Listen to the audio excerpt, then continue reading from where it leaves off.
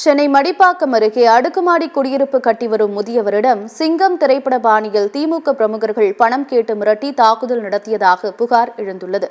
சென்னை மடிப்பாக்கம் ராம்நகர் தெற்கு 11வது பிரதான சாலையில் அடுக்குமாடி குடியிருப்பை கட்டி வருபவர் ஆந்திரா மாநிலத்தைச் சேர்ந்த ரமணையா. இவரிடம் 188வது வார்டு திமுக மாமன்ற உறுப்பினர் சமீனா செல்வம் மற்றும் அவரது ஆதரவாளர் விமல் உள்ளிட்டோர் ரமணையாவிடம் 2 லட்சம் ரூபாய் பணம் கேட்டு மிரட்டியதாக கூறப்படுகிறது. மேலும் ரமணையாவை தாக்கியதில் அவர் காயமடைந்து மருத்துவமனையில் அனுமதிக்கப்பட்டுள்ளார்.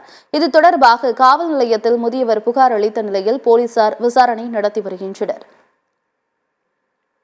காலையில் ஒரு 7-8 பேர் வந்திருக்கு சார். கார்பரேஷன் வச்சு வந்துட்டு இந்த காலவெல்லாம் இதெல்லாம் தூக்குனப்பா மூடி சொல்லியிருக்கா. தூக்குங்க சார், தப்பு இருந்தால் தூக்குங்க சொல்லியிருக்கா.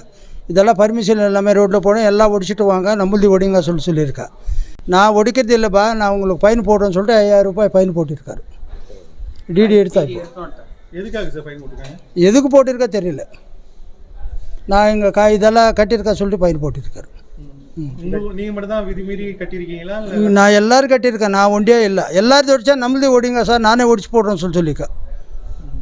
இந்த காவானது வந்து பாதாள சாக்கடையா மழைநீர் சாக்கடை. ஆமாம், அதுக்கு டைனேஜுக்கு எல்லாம் அங்கே போட்டிருக்கா. பின்னால் அந்த தண்ணி எதுவுமே வராது, எதுவுமே தண்ணி யூஸ் பண்ணுறதில்லை. இப்போது இங்கே 2 மாதம் ஆகும் நம்ம வீடு ஓப்பன் பண்ணுறதுக்கு. அதுக்குள்ளே இந்த மாதிரி சண்டை நடக்குது.